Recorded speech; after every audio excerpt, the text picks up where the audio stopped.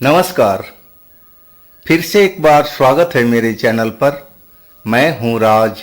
आप देख रहे हैं हाईवे नाइट। दोस्तों, आज की जो कहानी हमें शेयर किए हैं उनका नाम गौतम है। गौतम जी उत्तर प्रदेश के नोएडा के रहने वाले हैं और ये जो इनके साथ में घटना घटी है लगभग 3 साल पहले की बात है। तो क्या हुआ था इनके साथ में, क्या घटी थी घटना, ये सब जानने के लिए चलते हैं इनके इस कहानी में। लेकिन दोस्तों, अगर आप मेरे चैनल पर पहली बार जुड़े हैं और अभी तक मेरे चैनल को सब्सक्राइब नहीं किया है तो प्लीज़ कर लीजिए और साथ में बेल आइकन को दबाना ना भूलिएगा। और हाँ दोस्तों, अगर आपके पास भी कुछ ऐसी कहानियाँ हैं जो आप मुझे भेजना चाहते हैं तो आप मुझे इंस्टाग्राम पर या मेरे व्हाट्सएप नंबर पर शेयर कर सकते हैं। तो चलते हैं इनकी इस कहानी में। दोस्तों, मेरा नाम गौतम है। मैं उत्तर प्रदेश के नोएडा में रहता हूँ। ये घटना को घटे लगभग 3 साल के आसपास हो चुका है। मैं पढ़ाई कर रहा था।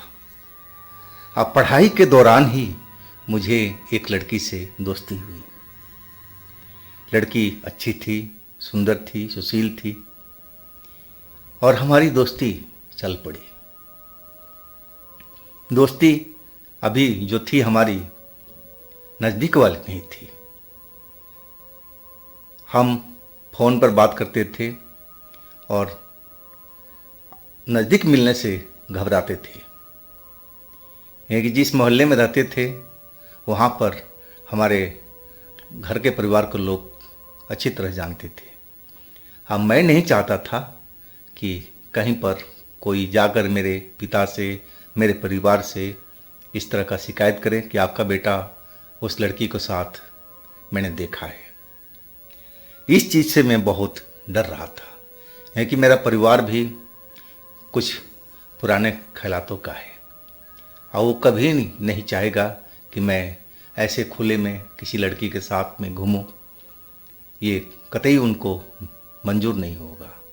इस चीज़ से मैं बहुत डरता था। अब दोस्ती तो हमारी उस लड़की से हो गई थी। फ़ोन से बातचीत भी हुआ करती थी।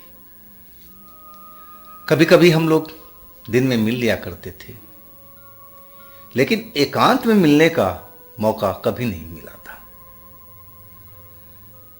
अब हम लोग एकांत में मिलने की सोच रहे थे, लेकिन मैं रात के टाइम में, शाम के टाइम में अपने घर पर ही रहता था।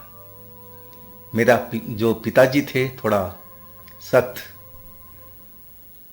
रवैये वाले व्यक्ति थे और उनके डर से मैं बहुत डरता था।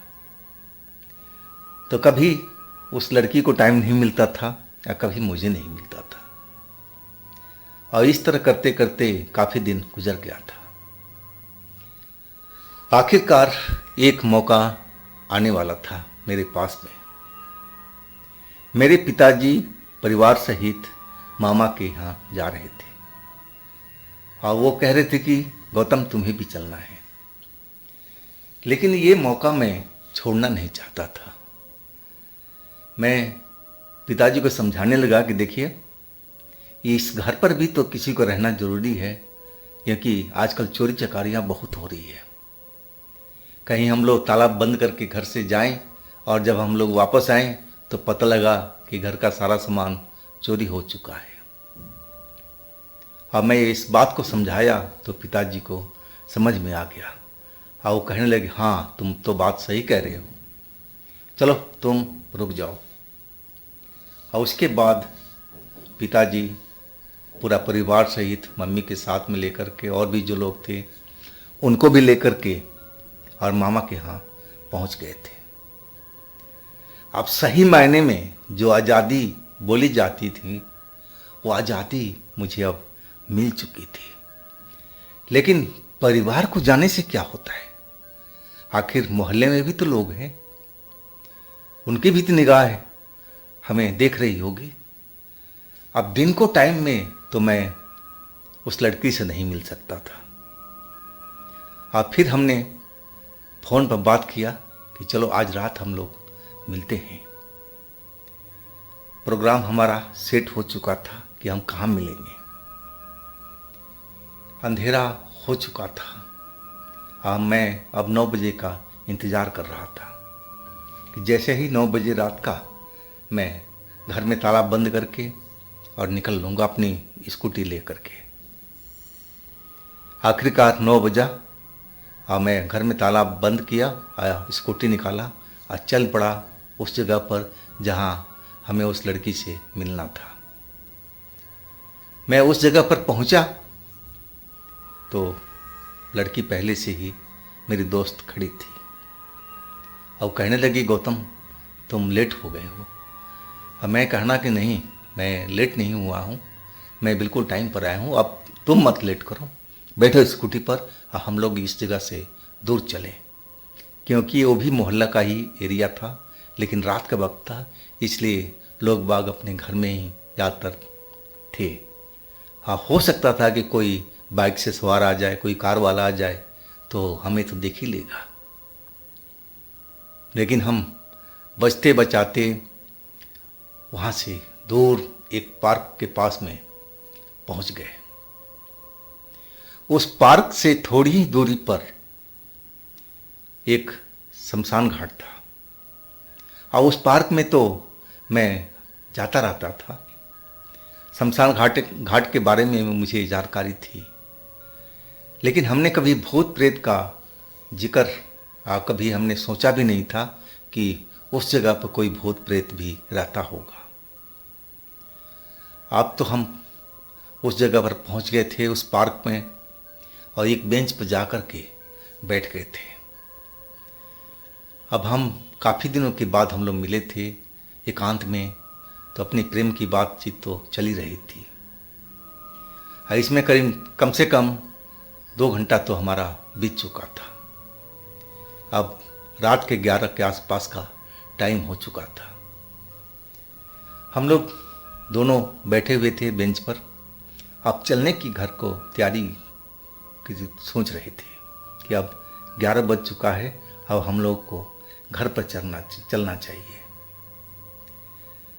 और तभी सामने में जो हमारी गर्लफ्रेंड थी वो देख करके चौंक गई।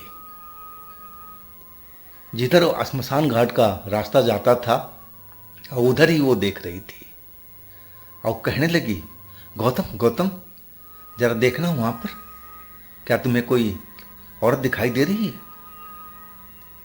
मैंने ध्यान से देखना शुरू किया, लेकिन नहीं, मुझे तो कोई नजर नहीं आ रही है। कहने लगी, गौतम ध्यान से देखो, एक औरत मुझे वहां पर खड़ी नजर आ रही है और मेरी तरफ ही देख रही है, तुम ध्यान से देखो। मैं बहुत ध्यान से देखा, लेकिन मुझे तो वहां पर कुछ नजर नहीं आया। अब हमारी जो फ्रेंड थी कहने लगी कि गौतम वो हमारी तरफ आ रही है। मैं कहने लगा कि तुम पागल हो गई हो, हमें तो कोई दिखाई नहीं पड़ रहा है और तुम कह रही हो कि वहाँ औरत खड़ी है, अब वो हमारी तरफ आ रही है। ऐसा कहीं होता है? तुम्हारे मन में वहम बैठा हुआ है। वो कहने लगी, नहीं गौतम देखो, ये रही सामने में आ गई, ये देखो खड़ी हो गई। वो उंगली की इशारा कर रही थी। अब मुझे तो वहां पर कुछ भी दिखाई नहीं दे रहा था। वो कहने लगी, गौतम ये तो चुड़ैल लग रही है। गौतम चलते हैं, भागते हैं यहां से, ये चुड़ैल है, उसकी शक्ल सूरत भी ऐसी है, बहुत डरावनी है गौतम। अब वो पूरी तरह से डर गई थी, लेकिन मुझे वहां पर ऐसी कोई चीज नजर ही नहीं आई। मैं कहने लगा कि तुम सही में पागल तो नहीं हो गई हो, यहां पर कोई ऐसी चीज नहीं है, मैं भी देख रहा हूं, अगर होती तो मुझे नजर नहीं आती।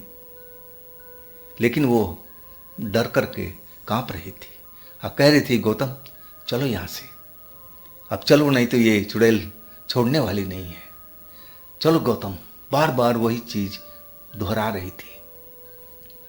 हाँ, मैं हैरान था कि इसको क्यों औरत दिखाई दे रही है, मुझे क्यों नहीं दिखाई दे रही है। ऐसा कहीं हो सकता है। लेकिन मैं उसकी हालत देख करके मैं समझ गया था कि जरूर इसने ऐसी कोई चीज़ देखी है जिसकी वजह से ये डर रही है। लेकिन वो चीज़ क्या थी मुझे नज़र नहीं आ रही थी। अब मैं उस चीज़ को देखना चाहता था जो मेरी गर्लफ्रेंड को डरा के रखी थी, बहुत डर से कांप रही थी। अब मैं उधर जाने के तैयार हुआ। अब अपनी गर्लफ्रेंड से बोला कि तुम यहीं पर बैठो, मैं देखता हूँ कौन है वो।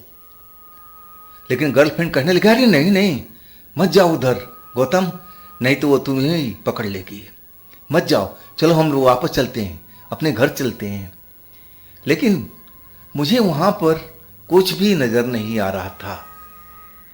अब मैं उसका वहम को दूर करना चाहता था कि जो चीज़ वो कह रही है ऐसा होता नहीं है।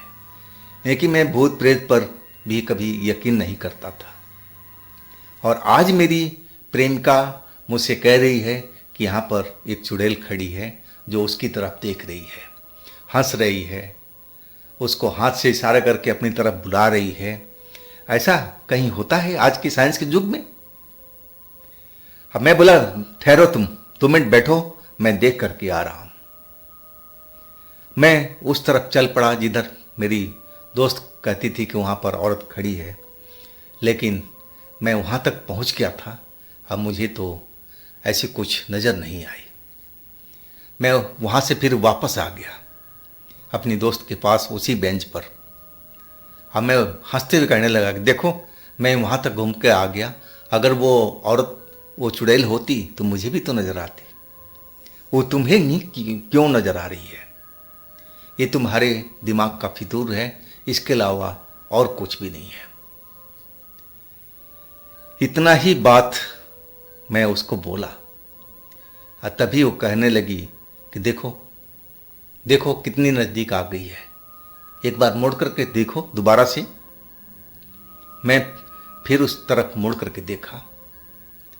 मुझे वहाँ पर एक धुआं धुआं जैसी कुछ नज़र आने लगी थी, जैसे ज़मीन से धुआं उठ रहा हो, धुंधला धुंधला सा मुझे कुछ वहाँ पर चलता फिरता नज़र आ रहा था। लेकिन जो आकृति बन रही थी वो औरत का ही बन रही थी, लेकिन उसमें स्पष्ट मुझे कुछ भी दिखाई नहीं दे रहा था कि वो क्या चीज़ है। अब मैं उस धुएं को देखने लगा था कि आखिर ये कहाँ से आ गया। अभी तो मैं इसी जगह से घूम करके वापस आया हूँ। मेरी प्रेमिका बहुत डर गई और चिल्लाने लगी कि गौतम भागो यहाँ से, चलो यहाँ से, नहीं तो ये हम लोग को मार देगी। वो बहुत गुस्से में है। मैं फिर देखने लगा। मैं कहने लगा अपनी प्रेमिका से कि देखो, मैंने आज तक भूत प्रेत को कभी देखा नहीं है, मुझे थोड़ा देखना भी है कि भूत प्रेत कैसा होता है। हाँ, मैं फिर उस तरफ में चल पड़ा, लेकिन मेरी जो फ्रेंड थी वो मेरे हाथ पकड़ लिया और कहने लगी कि नहीं नहीं, मत जाओ गौतम, मत जाओ, खतरा हो सकता है। मैं अपना हाथ उससे छुड़ा करके आगे बढ़ना चाहा। जैसे ही 2 कदम मैं आगे चला, वो जो धुआं थी वो एक जीती जागती औरत में बदल चुकी थी। सफ़ेद सफ़ेद कपड़ों में और एक लंबी सी महिला मुझे वहाँ पर खड़ी दिखाई दी। उसकी शक्ल बहुत डरावनी थी। अब मैं जब उसकी शक्ल सूरत सब कुछ देखा अपनी आंखों से, तो मैं भी कांप गया था डर से। अब मुझे अब समझते देर नहीं लगी कि मेरी जो दोस्त बोल रही है बिल्कुल सही बात है। हाँ, मैं वापस हुआ, अपनी दोस्त का हाथ पकड़ा और बोला चलो भागो यहाँ से। भागते हुए जहाँ पर स्कूटी हमारी खड़ी थी, अब वहाँ पर हम पहुँच गए थे।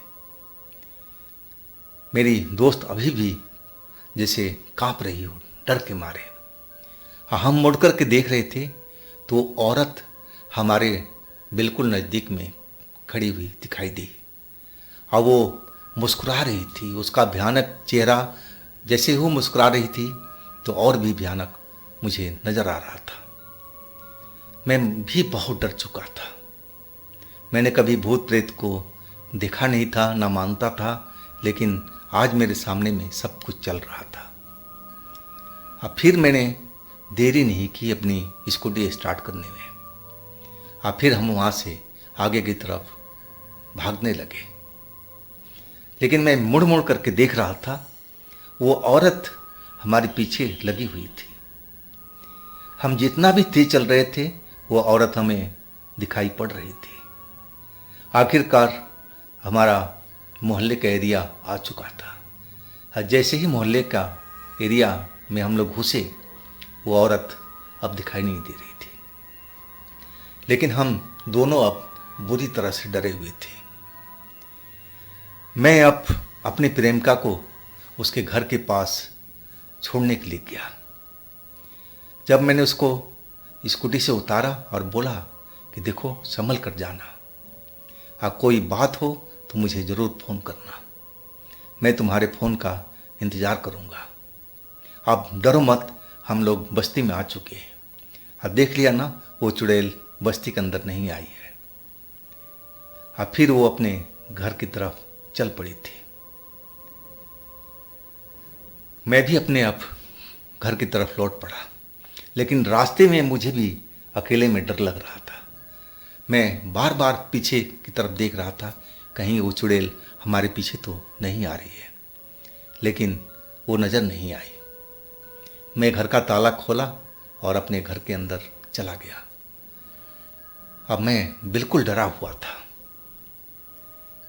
कोई फ़ोन नहीं आया, इसका मतलब सब कुछ सही था।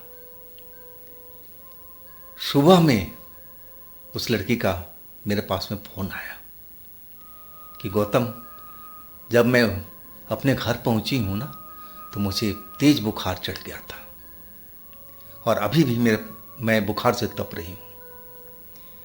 मैंने उसको बोला कि डॉक्टर से दवाई लो, इलाज करवाओ। कुछ बातचीत हुई, लेकिन फिर फ़ोन कट गया। अब इसके बाद में मेरा उससे संपर्क हुआ शाम को। मैंने पूछा कि बुखार कैसा है, सही हो गया? तो बोलने लगे कि नहीं, थोड़ा ज़रूर कम हुआ है, हम डॉक्टर से जाकर दवाई लाए हैं, लेकिन पूरी तरह से नहीं उतरा है, शरीर में कमजोरी बहुत आ चुकी है। फिर शायद कोई पास में आ गया होगा, उसने फ़ोन काट दिया। अब रात को मेरी फिर बात हुई। वो कहने लगी कि फिर बुखार चढ़ गया है, दवा खाई हूँ, लेकिन उससे कुछ फ़ायदा नहीं हो रहा है। मैं बोला भाई देखो, अभी डॉक्टर से तुम इलाज कराओ, इस बात का तुम बिल्कुल भी जिक्र नहीं करना कि हम लोग उस श्मशान के पास गए थे, वो भी रात के टाइम में। तुम पहले थोड़ा बहुत सही हो जाओ, और फिर मैं किसी बाबा के पास मैं तुम्हें लेके चलूँगा दिन के टाइम में। पहले थोड़ा तुम्हारा शरीर सही तो हो जाए। 3-4 दिन तक डॉक्टर का इलाज चलता रहा और 5वें दिन जाकर के उसका बुखार थोड़ा कम हुआ था, लेकिन कमजोरी बहुत थी उसको। फिर मैंने उससे बोला कि देखो, अब तुम मेरे साथ चल सकती हो स्कूटी पर, तो उसी जगह पर मिलो, लेकिन बचते बचाते हुए आना, चेहरा ढक करके आना कि कोई पहचान ना पाए। आखिरकार दिन के टाइम में हम एकांत जगह पर मिले। मैं उसको स्कूटी पर बिठाया। मैंने पहले ही पता लगा लिया था कि झाड़ फूक वाले बाबा कहाँ मिलेंगे। अब उनके ठिकाने पर हम पहुंच गए थे और उस बाबा से मैंने कोई बात नहीं छिपाई। जो भी उस रात में हुआ था, जैसी सब कुछ घटना बाबा को मैंने बता दिया। हमारी बात सुनकर के बाबा नाराज हो गए थे। वो कहने लगे कि जब तुम्हें पता था कि उस जगह पर श्मशान घाट है, तो क्यों गए थे उस रात में? जब ये लड़की तुम्हें कह रही थी कि देखो वो औरत नज़र आ रही है, तो तुम्हें उस जगह से भाग जाना चाहिए था, लेकिन तुम तो वहाँ पर रुके रहे, अपनी पावर दिखा रहे थे कि नहीं, मैं भूत प्रेत से नहीं डरता हूँ। अब देख लिया ना, इस लड़की पर वो चुड़ैल सवार हो चुकी है, अब भुगतो। मैं बाबा से हाथ जोड़ करके कहने लगा कि बाबा कैसे भी करो, इसका ये भूत चुड़ैल जो इस पर सवार है उसको उतार दो।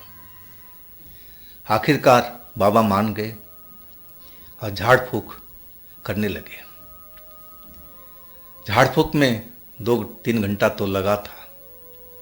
अब फिर बाबा बोले कि देखो, एक मैं रक्षा सूत्र दे रहा हूँ और इसको हाथ में बांध लो, तुम भी अपने हाथ में बांध लो, इस लड़की को भी बांध दो। भगवान चाहेंगे तो बिल्कुल लड़की ये स्वस्थ हो जाएगी, अब चुड़ैल से इसको मुक्ति मिल जाएगी।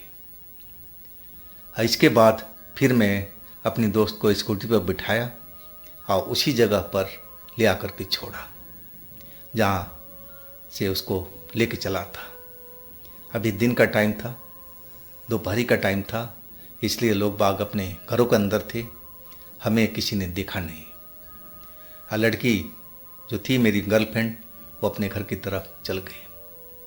हाँ, उस झाड़ फूक से उसका बुखार उतरने लगा। 3 दिन के अंदर ही वो बिल्कुल भली चंगी हो गई थी। लेकिन उस घटना को मैं कभी भूल नहीं पाता हूँ, आज भी नहीं भूलता हूँ। जो रात में मैंने अपनी आंखों से देखा था, मैं तो भूत प्रेत पर कभी यकीन नहीं करता था, लेकिन जो मैंने देखा था उस जगह पर जो धुएं से वो जीती जागती एक औरत बन चुकी थी, और वो भी खतरनाक चेहरे वाली। तब हम लोग उस जगह से भागे थे। अगर अपनी मैं दोस्त की बात मान लेता, जैसे उसने पहले ही बोला था कि देखो वहाँ पर एक औरत दिखाई दे रही है, तभी हम लोग को उस जगह से भाग लेना चाहिए था। और दूसरी बात कि हमें श्मशान घाट के पास जाना ही नहीं चाहिए था रात को, लेकिन हम उस जगह पर पहुँचे थे। तो कई गलतियाँ तो हमने पहले ही कर रखी थी, लेकिन उस घटना से हम इतना खौफ में आ चुके थे कि हम रात में कभी मिलने को सोच भी नहीं पाते थे। और आज भी हमारी उससे दोस्ती है। अब वो दूसरे शहर में पढ़ाई कर रही है, हाँ मैं उसी शहर में हूँ। हाँ, उससे फ़ोन पर हमारी बातचीत कभी कभी हो जाती है।